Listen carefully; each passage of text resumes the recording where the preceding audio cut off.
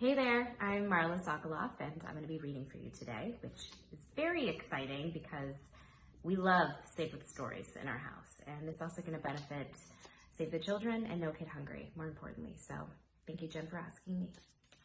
I'm going to be reading Rosie Revere, Engineer. One of my favorites, and I hope you enjoy it too. This is the story of Rosie Revere, who dreamed of becoming a great engineer. In Lila Gray's classroom at Blue River Creek, young Rosie sat shyly, not daring to speak. But when no one saw her, she peeked in the trash for treasures to add to her engineer's stash. And late at night, Rosie rolled up her sleeves and built in her hideaway under the eaves.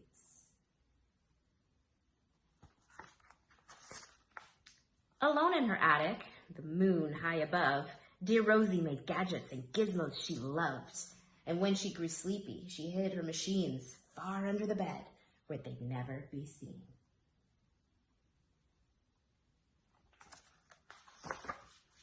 When Rosie was young, she had not been so shy. She worked with her hair swooping over one eye and made fine inventions for uncles and aunts, a hot dog dispenser and helium pans.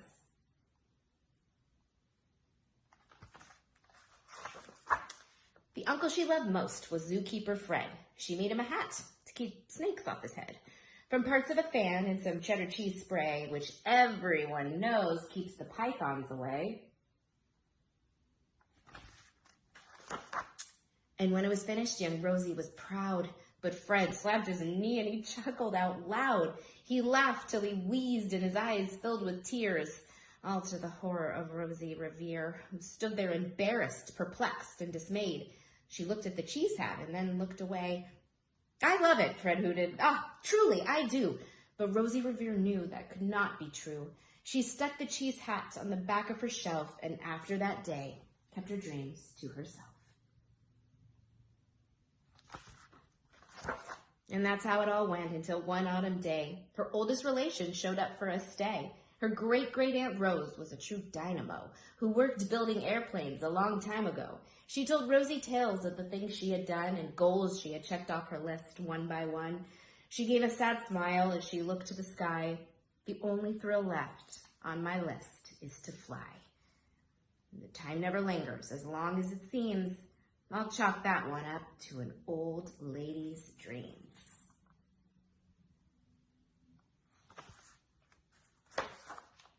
That night, as Rosie laid in bed wide-eyed, a daring idea crept into her head. Could she build a gizmo to help her aunt fly? She looked at the cheese hat and said, "No, not I." But questions are tricky, and some hold on tight, and this one kept Rosie awake through the night. So when dawn approached and red streaks lit the sky, young Rosie knew just how to make her aunt fly.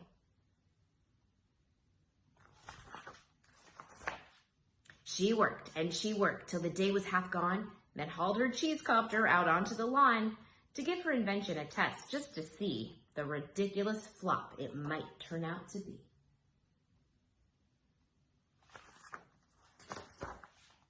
Strapped into the cockpit, she flipped on the switch. Then the hella cheese copter sputtered and twitched. It floated a moment and whirled round and round, then froze for a heartbeat and crashed to the ground.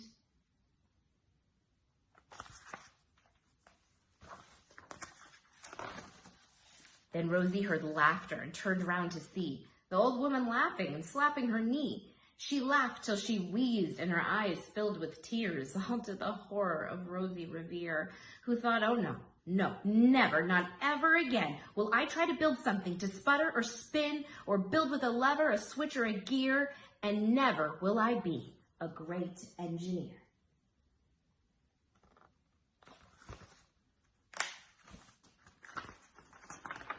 She turned round to leave, but then great-great-aunt Rose grabbed hold of young Rosie and pulled her in close and hugged her and kissed her and started to cry.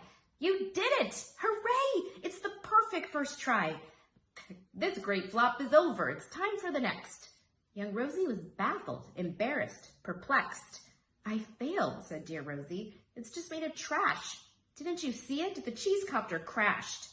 "Yes," said her great aunt, "it crashed. That is true. But first, it did just what it needed to do. Before it crashed, Rosie, before that, it flew.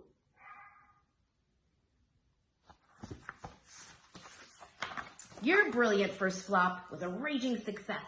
Come on, let's get busy and on to the next. She handed a notebook to Rosie Revere, who smiled at her aunt as it all became clear. Life might have its failures, but this was not it. The only true failure can come if you quit.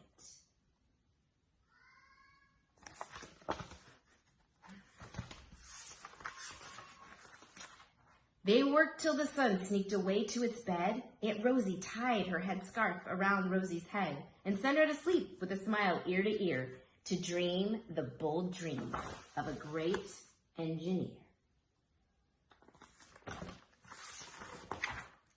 At Blue River Creek, all the kids in grade 2 build gizmos and gadgets and doohickeys too. With each perfect failure, they all stand and cheer, but none quite as proudly as Rosie Revere. The end. Thank you guys all so much for listening. I hope you enjoyed the book as much as I do and did, and have a great day.